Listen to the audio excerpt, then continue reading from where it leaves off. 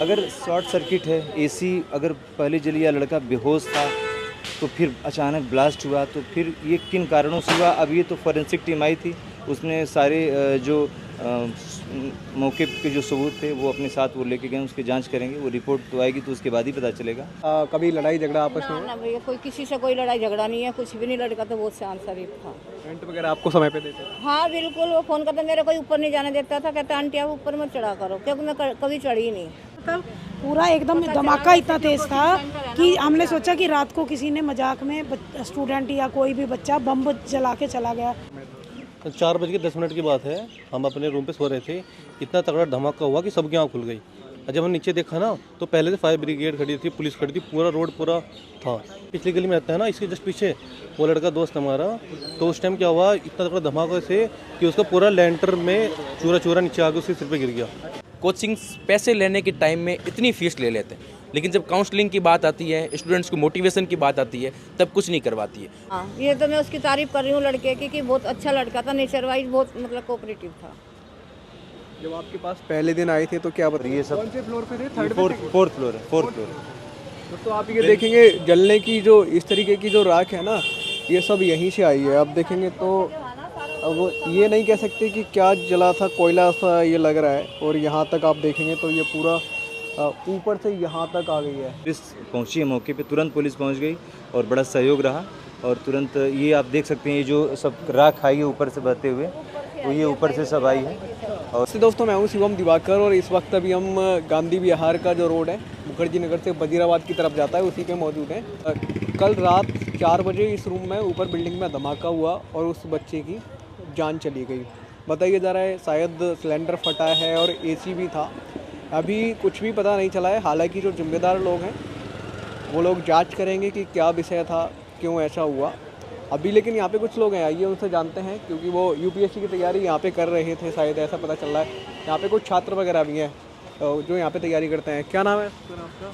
आनंद मिश्रा। मिश्रा जी, ये बताइए, आप यहाँ पे हैं, अभी कुछ और भी छात्र हैं, ये वाली बिल्डिंग थी या ये वाली? ये वाली E16 अमित दाहिया, वो कैमरा दिखाई उसकी। E60। तो पता चला है कुछ क्या हुआ है यहाँ पे, रात को धमाका हुआ? मित्र हैं जो लोग यहाँ पे प्रथम दृष्टया पहुँचे हैं, तो यही बताया कि तकरीबन 3:30 बजे के आसपास एक बड़ा धमाका हुआ। और उसके पहले जैसे कुछ जलने की आवाज़ आ रही थी, अब अंदर से, अब लड़का अंदर था, एसी वगैरह भी लगा रखा था उसने, तो एसी बाहर थी। ये विंडो एसी जो होती है इस टाइप की, आप देख सकते हैं, तो वैसी एसी थी और ब्लास्ट हुआ। किस कारणों से हुआ, सिलेंडर फटा, अब ये पुलिस की जांच का विषय है। फॉरेंसिक टीम आई थी, डेड बॉडी भी बच्चे की जा चुकी है। वो लड़का अलवर का रहने वाला था, रामकेश मीना नाम था, और उसके एक परिचित के माध्यम से मुझे पता चला कि लड़का अच्छा था, स्टूडेंट, बहुत पढ़ने में ठीक ठाक था। और अब यही है कि अब किन कारणों से हुआ ये तो पुलिस ही बताएगी और जांच कर रहे हैं लोग। बेहद दुखद घटना है। बहुत दुखद है। कोई भी छात्र, एक बड़ी इन्वेस्टमेंट होती है एक छात्र के पीछे, और सबसे बड़ी बात होती है कि जो तैयारी करने जो लोग भी आते हैं यार, तो माँ बाप एक बड़ी आकांक्षा सब लोग पाल के बैठते हैं, और उसमें बहुत सारे छात्र सफल होकर यहीं से जा रहे हैं अन्य जिलों में। तो किसी भी लड़के की इस तरीके से मौत दुखद तो है, बहुत दुख की बात है। और बिना कोई कारण स्पष्ट नहीं हो पा रहा है कि एक्चुअल में कारण क्या था। आप आंटी जी हैं, आप ही का तो मकान है, आंटी जी ने भी बहुत सारी चीज़ें बताई कि लड़का बहुत अच्छा था, जब भी किराया समय पे हर चीज़। और यहाँ पे अंकल जी ने बताया भी जो राशन के कि हिसाब किताब भी चलता था, लड़का जब भी आता था सारी चीज़ें ठीक ही ठाक थी। आंटी जी, कब से आपके यहाँ पे रह रहे थे वो भाई? मेरे यहाँ तो अभी आए थे 2-3 महीने से। तो कैसा उनका बिहेवियर था? कभी लड़ाई झगड़ा आपस में? ना भैया, कोई किसी से कोई लड़ाई झगड़ा नहीं है, कुछ भी नहीं। लड़का तो बहुत शांत शरीफ था। रेंट वगैरह आपको समय पे देते थे? हाँ बिल्कुल, वो फ़ोन करता, मेरे कोई ऊपर नहीं जाने देता था, कहता आंटी आप ऊपर मत चढ़ा करो, क्योंकि मैं कभी चढ़ी नहीं। अच्छा। हाँ, लड़के में तो कोई कमी नहीं हम बता सकते जो वो ऐसे बोल रहे हैं।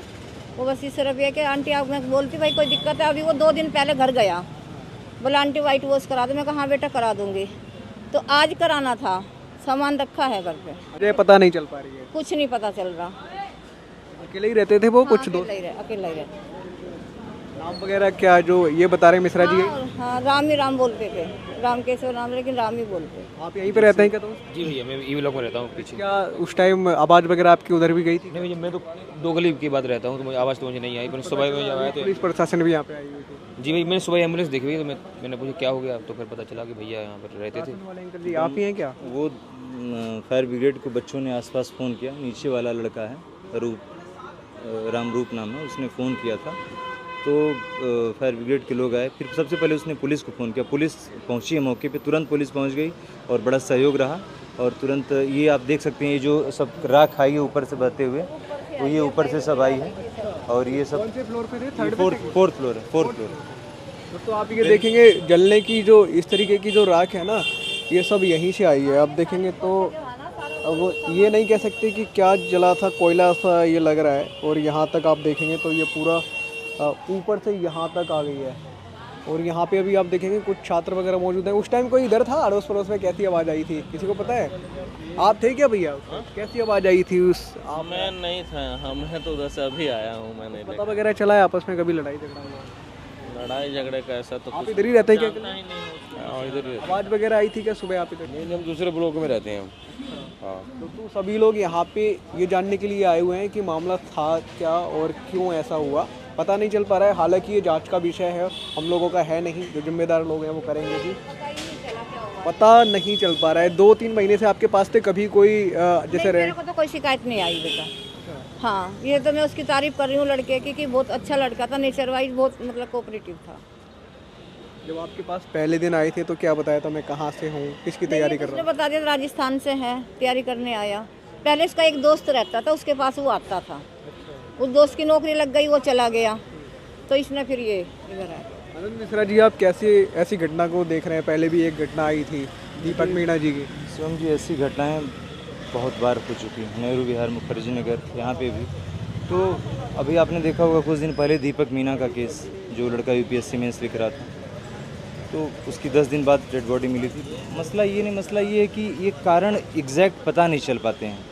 जैसे कोई लड़का है, जैसे एसी लगा के कमरे में रह रहा है, तो जाहिर सी बात है कि बहुत अच्छे घर से होगा, कोई पैसे की तंगी नहीं होगी, एक बात। दूसरी बात कि लड़का पढ़ने में भी अच्छा था और लड़के के कमरा एकदम साज सुसज्जित, एकदम वेल मेंटेन कमरा जैसा होता है, उस तरीके का एकदम रूटीन फॉलो करने वाला लड़का, सब ठीक ठाक था, कोई दिक्कत नहीं थी। जैसा कि लोग बता रहे हैं, उनके जो क्लोज़ फ्रेंड हैं, जिनके माध्यम से जो मुझे बताया कि मिश्रा जी वहाँ पे एक बार देखिए, मैं आया, थोड़ा सा लेट हो गया था मुझे आने में, तब तक बॉडी जा चुकी थी। बाकी पुलिस अपना काम अपने हिसाब से कर रही है। मेरे कहने का मतलब ये है कि अगर शॉर्ट सर्किट है, एसी अगर पहले जली या लड़का बेहोश था, तो फिर अचानक ब्लास्ट हुआ, तो फिर ये किन कारणों से हुआ, अब ये तो फॉरेंसिक टीम आई थी, उसने सारे जो मौके के जो सबूत थे वो अपने साथ वो लेके गए, उसकी जांच करेंगे, वो रिपोर्ट तो आएगी तो उसके बाद ही पता चलेगा।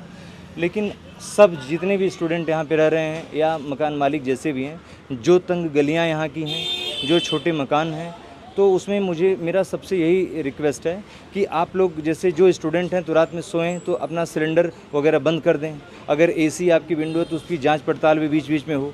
कोई भी बोर्ड में कोई स्विच से अगर स्पार्क हो रहा हो उसमें, तो आप उसको सही समय पे उसको ठीक करवाएं। और बहुत बड़ी तकलीफ़ होती है जब कोई एक होनहार की ज़िंदगी इतनी आसानी से इस तरीके से, इतना दूर से कोई पढ़ने आया है, यूपीएससी की तैयारी करने आया है, और इस हस्र में इस तरीके से कि कमरे में सिलेंडर फट जा रहा है या एसी शॉर्ट सर्किट या जो भी कारण है हो जा रहा है, तो उसकी वजह से अगर कोई लड़का अगर इस तरीके से उसकी डेथ हो जा रही है तो ये तो बहुत दुखद है। इससे बड़ी त्रासदी तो कुछ हो ही नहीं सकती। वो माँ बाप के लिए, उस परिवार के लिए, उस समाज के लिए ये बहुत ही दुखद है। इससे दुखद कुछ नहीं हो सकता। तो अभी हम गांधी विहार में हैं, बहुत सारे स्टूडेंट रहते हैं और इधर गोपाल चौधरी जी भी अभी पहुँचे हैं और ये ड्यू में काफ़ी ज़्यादा एक्टिव रहते हैं, पूरे देश में बहुत पॉपुलर है। गोपाल चौधरी जी, किस तरीके से आप ये पूरा देखते हैं मामला, यहाँ तक कोयले की राख वगैरह आई है? देखो, मुझे तो अभी पता चला तुरंत, और मैं दोस्तों के साथ था और मैं इसको व्यक्तिगत रूप से भी जानता हूँ, लड़के को, राजस्थान का ही है, मैं भी वहीं से आता हूँ। लेकिन बात यह है कि इससे पहले भी कभी स्टूडेंट्स पानी में डूब के मर जाते हैं, कभी आग लग के मर जाते हैं। क्या वजह है कि भ्रष्ट प्रशासन, सिर्फ आग लगने से आज मौत नहीं हुई है, ये निकम्मे प्रशासन की वजह से मौत हुई है। मुझे लगता है कि आज एक 10 बाई 10 बाथरूम जैसे रूम के अंदर स्टूडेंट्स को रखा जा रहा है और इतनी महंगे रेंट लिया जा रहा है स्टूडेंट से। उसके बावजूद जब यहाँ स्टूडेंट्स की मौत हुई तो पुलिस ने उसकी लाश तक घर तक नहीं पहुंची, पूरी राख हो गई। और उसके बावजूद भी पुलिस ने इस मामले को शांत करने के लिए पूरी तरीके से जोर लगाया। आपने देखा, अब लोगों को ये भी पता नहीं कि आखिर क्या हुआ, क्योंकि हम लोग उसको व्यक्तिगत तौर से जानते हैं। तब हमें पता चला कि हमारे साथी को हमने खोया है और हमें इतना दुख हो रहा है। उसके बावजूद हम चाहते हैं सरकार से हमारे साथी को कम से कम 50 लाख से ज़्यादा पेरेंट्स को मुआवजा मिले, और साथ ही साथ जो मदद हो पाए हम लोग भी आर्थिक मुहिम चलाएंगे। हमारे स्टूडेंट्स के तौर पे हम लोग भी मदद करेंगे। इस कठिन घड़ी में पेरेंट्स बहुत परेशान हैं। जब दिल्ली के अंदर कोई यूपीएससी की तैयारी करने आता है तो वो सोच समझ के आता है कि हमें आईएएस बनना है, लेकिन जब ऐसे 10 बाई 10 के छोटे से कमरों के अंदर रखकर सरकार जब ये सोचे कि कम से कम, जब ऐसे कमरों को रखने से पहले एमसीडी और एनडीएमसी पूरा प्रशासन व्यक्तिगत तौर पे भी आया जाए, देखा जाए क्या रहने के लायक है।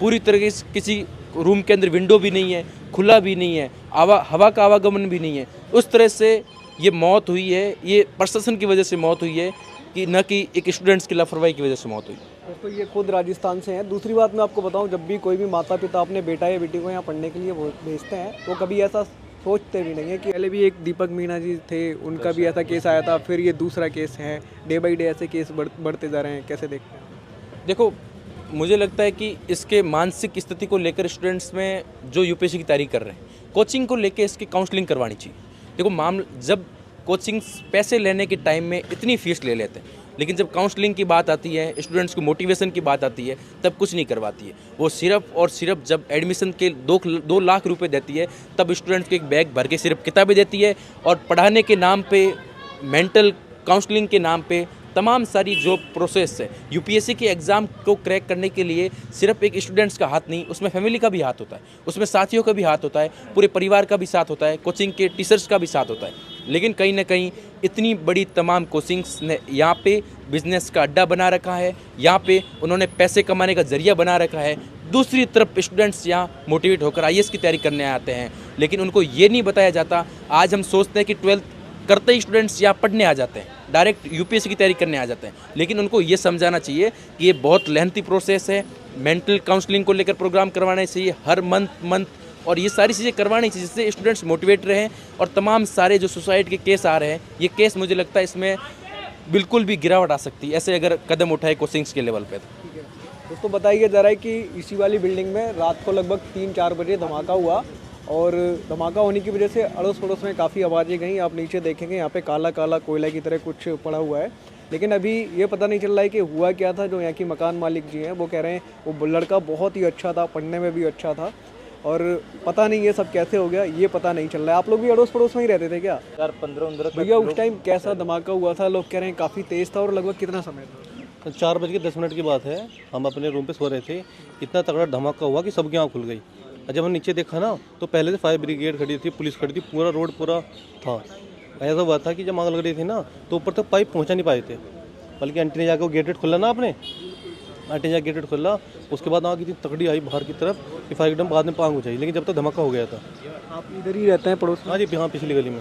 सब लोगों की नींद खुल गई है। ऐसा पहले भी हुआ है क्या इधर? नहीं, ऐसा तो खैर नहीं हुआ। ये वाला मतलब अलग टाइप के इंसिडेंट हुए हैं, ये वाला नहीं हुआ। लेकिन जो इससे पिछली गली में रहता है ना, इसके जस्ट पीछे वो लड़का दोस्त हमारा, तो उस टाइम क्या हुआ, इतना तगड़ा धमाका से कि उसका पूरा लेंटर में चूरा नीचे आके उसके सिर पे गिर गया। हाँ, काफ़ी तेज़ था इसका? बहुत तेज़। दोस्तों ये धमाका किस चीज़ का था, कैसे हुआ, अभी ये कुछ नहीं पता, जांच होगी जब भी पता चलेगा। आप लोग आंटी जी यहीं रहते हैं? आवाज़ वगैरह आई थी, आप लोगों को सुनाई दी क्या? आवाज़ आई थी, धमाका खूब बड़ा तेज हुआ था कि हमारे भी बिल्डिंग पूरी हिल गई थी। यहाँ आपकी बिल्डिंग हिल गई थी? लगभग कितने बजे की बात है आंटी जी? यही टाइम मुझे नहीं पता, क्योंकि मैं रात का ही मतलब कौन सी इधर साइड रहते हैं? इधर इस साइड सामने ही। इतनी तेज़ धमाका था कि उधर की बिल्डिंग भी हिल गई? हाँ, पूरी ऐसे ही हुआ था। थोड़ा सा था। मतलब पूरा एकदम धमाका इतना तेज था कि हमने सोचा कि रात को किसी ने मजाक में स्टूडेंट या कोई भी बच्चा बम जला के चला गया, और बम भी बड़े वाला था, ऐसा लगा था एकदम। हम उठ गए थे, वैसे आग जब लपटे ऊपर उठी है तो। आग भी लगी थी? मतलब बाहर लपटे बहुत लपटे होती, पहले धमाका होके फिर लपटे लगी, पहले तो थोड़ा धुआं था। ऐसा पहले भी इधर कभी हुआ है मतलब धमाका? ऐसा कभी नहीं हुआ, कभी नहीं हुआ। पहली बार देखा है कि ऐसा हुआ। जो दूर दूर रहते हैं, जो मकान के किराए पे देके दूर रहते हैं, तो वो क्या करेंगे, वो अपना घर भी देखेंगे। फिर स्टूडेंटों के पास आजकल चले जाओ तो स्टूडेंट भी तो फिर एक अच्छा नहीं लगता ना कि किसी के जाके पढ़ रहा है, या वो क्या कर रहा है कैसे नहीं, तो ये भी तो सोचना पड़ता है ना मकान मालिक को ऊपर देखने के लिए। हम सभी के साथ है, ये एक मकान मालिक थोड़ा, सभी के साथ है। और फिर स्टूडेंट आता है यहाँ पे, पहले देखभाल करता है कि हम इस रूम में रह रहा हूँ, मेरे पास ये है, ये नहीं है, या यहाँ ये है। कोई मकान मालिक ज़बरदस्ती से तो उसको नहीं रखता। नहीं, आंटी जी तो बता रही हैं कि वो इनको खुद ही नहीं जाने देते थे कि आप मत जाइए ऊपर। कभी जाना होता तो ऊपर नहीं नहीं मना कर जाने देते थे, वो मना कर देते थे। इनके एक ये नहीं, सामने भी स्टूडेंट ऐसे ही हैं इनके सारे कि आंटी आप नीचे रहो, आप क्यों चढ़ोगे, आंटी हम आ जाएंगे, यहीं पे किराया आपको दे देंगे, आप सब कुछ। ऐसे कोई बच्चे ऐसे है ही नहीं ना, इन्होंने ऐसे बच्चे आज तक कभी चढ़ाए ही नहीं है। गली में कोई शिकायत नहीं है, कोई कुछ नहीं है कि ऐसे बच्चे हों कोई, इनको ऐसे। हम भी इतने सालों से जान रहे हैं, हमारी बहन है ये बड़ी, लेकिन कभी नहीं हमने सोचा ही नहीं कभी ऐसा जीवन में होगा या ऐसा कोई। अब अचानक कोई दुर्घटना होगी तो उसके लिए कोई, जैसे गाड़ी चलते रोड पर एक्सीडेंट हो जाता है, उसी को क्या कर सकते हैं, इसमें कोई कुछ भी नहीं कर सकता। अब इनका भी तो मकान में हुआ है ना, अगल बगल भी हुआ है, अब सारा ही देखना पड़ेगा ना, सोचना। ये ऊपर तक भी काला काला फैला हुआ है। बेटा ऐसा है ना, ये नुकसान तो नुकसान नहीं, ये तो भरपाई हो जाती है। ये काला काला नीचे ही है या ऊपर भी फैला हुआ है जीने पे? ये ऊपर से ही है, लेकिन वो बंद कर गए, ऊपर जाना नहीं। ऊपर नहीं जाना है, मैं आपसे पूछ रहा हूँ, आप गए हो? हाँ, तो सारे में ऊपर से तो ये आया। ऊपर से ही आया। हाँ, पानी वो फायर ब्रिगेड की गाड़ी से आया ना, ये फायर ब्रिगेड की गाड़ी जो आई थी उन्होंने जो चलाया ना सारा पानी वानी, तो सब उसी के साथ आया ये। दोस्तों, ये वीडियो आप कहाँ से देख रहे हैं, कमेंट बॉक्स में लिख करके ज़रूर बताइए।